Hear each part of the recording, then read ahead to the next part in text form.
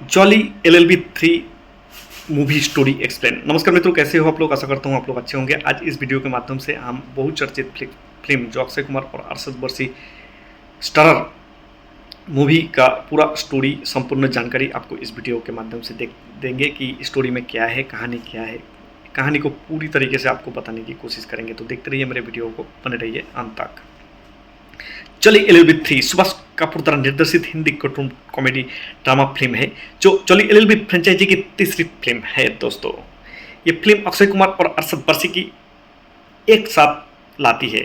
पहले जो दो जॉली एलएलबी 1 और जॉली एलएलबी 2 थे, उसमें पहले में अरशद वर्सी और दूसरे में अक्षय कुमार थे, लेकिन इस फिल्म के माध्यम से दोनों कलाकार साथ में आ गया है दोस्तों। जो दो अलग अलग वकीलों की भूमिकाओं में नजर आ रहा है। फिल्म की कहानी किसानों की भूमि अधिग्रहण और आत्महत्या जैसे गंभीर मुद्दों पर केंद्रित है दोस्तों। आइए फिल्म की कहानी को विस्तार से समझा जाए।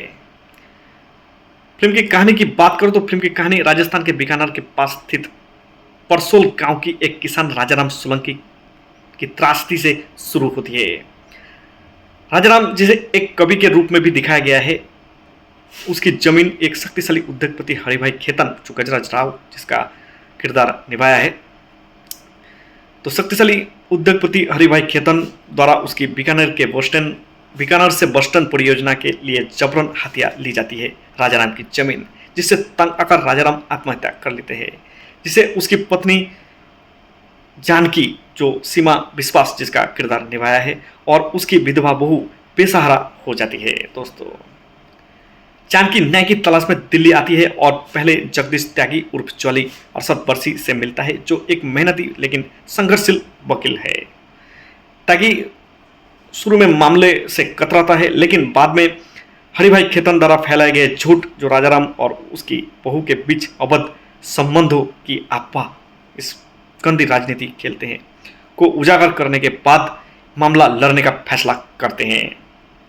वही दूसरी ओर जगदीश मिश्रा उर्फ जॉली, जो अक्षय कुमार जिसका रोल निभाया है, जो शुरू में हरिभाई खेतन के पक्ष से केस लड़ते हैं और 50,000 रोजाना की फीस लेते हैं दोस्तों। हालांकि जानकी की दर्द भरी कहानी सुनकर और उसके साथ हुए अन्याय को देखकर जो जगदीश मिश्रा यानी अक्षय कुमार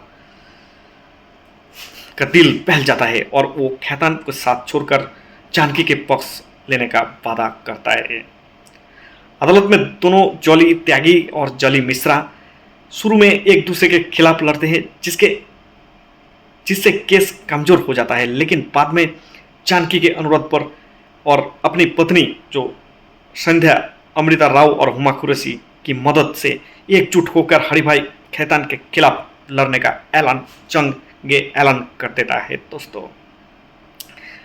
फिल्म का क्लाइमैक्स कोर्टरूम में होता है, जहां हरिभाई खेतन अपने मंसूबों के साधनों के लिए एक ताकतवर उकील, जो विक्रम जिसका राम कपूर जिसका रोल निभाया है, को हायर करता है।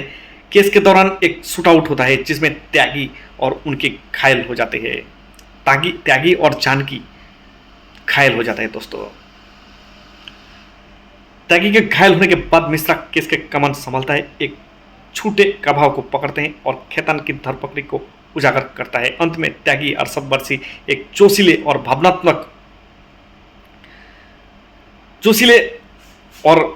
भावनात्मक दलील देते हैं, जो अमीरों द्वारा गरीब को शोषण पर प्रकाश डालती है। जस्टिस सुंदरलाल त्रिपाठी, जो सौरभ शुक्ला जिसका रोल निभाया है, के न्यायालय में जानकी की जीत होती है और गांव वाले खेतन प्रोजेक्ट को बैनर को फाड़ देते हैं। फिल्म का अंत में जय जवान जय किसान के नारे के साथ, जो दर्शाता है कि दोनों जॉली भविष्य में फिर से एक साथ हो सकता है दोस्तों।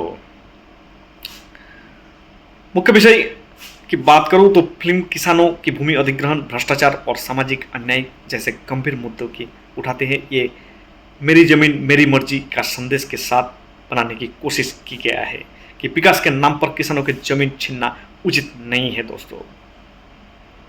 फिल्म का मुख्य आधार जय जवान जय किसान के नारा है, जो किसान और सैनिकों के योगदान का सम्मान और महत्व को दिखा देता है। अगर अभिनय की बात करूं तो अरशद वर्सी जगदीश त्यागी के रोल निभाया है। उनके अभिनय दर्शकों और आलोचकों द्वारा खूब सराहा गया है। वो अपने किरदार को गहराई और कॉमिक टाइमिंग के साथ भावनात्मक दृश्यों को निभाया है दोस्तों। अक्षय कुमार जगदीश्वर मिश्रा के रोल में वो कॉमेडी सीन्स अच्छे हैं, लेकिन कुछ आलोचकों का मानना है कि वो अरशद वारसी जैसे प्रभावशाली नहीं दिखा है। सौरभ शुक्ला की बात करो तो जस्टिस त्रिपाठी के रोल में उन्हें फिल्म का रियल स्टार माना जा रहा है। उनकी कॉमिक टाइमिंग और संवाद उद्गाई दर्शकों को खूब मजा आता है। सीमा विश्वास जानकी के रोल में उन्होंने एक दर्द भरे किरदार को जीवंत किया है। उनके चेहरे के हावभाव और आंखों की चढ़िए भावनाओं को व्यक्त करने में सक्षम हो गया है।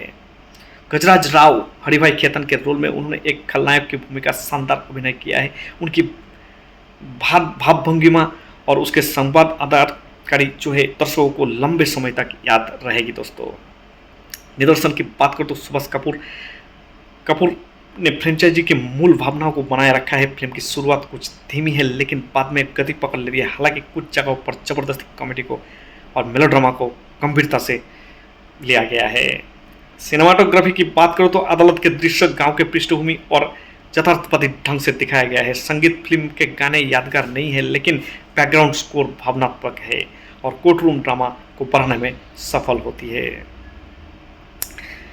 चलिए LLB 3 एक मनोरंजक और विचारोत्तेजक फिल्म जो हंसाती है और सामाजिक अन्याय और गंभीर मुद्दे पर सोचने पर भी मजबूर कर देती है। अरशद वारसी, सीमा विश्वास, गजराज राव अभिनय के ये जो मुख्य कलाकार ने फिल्म की ताकत है और फिल्म में बहुत अच्छा अभिनय किया है।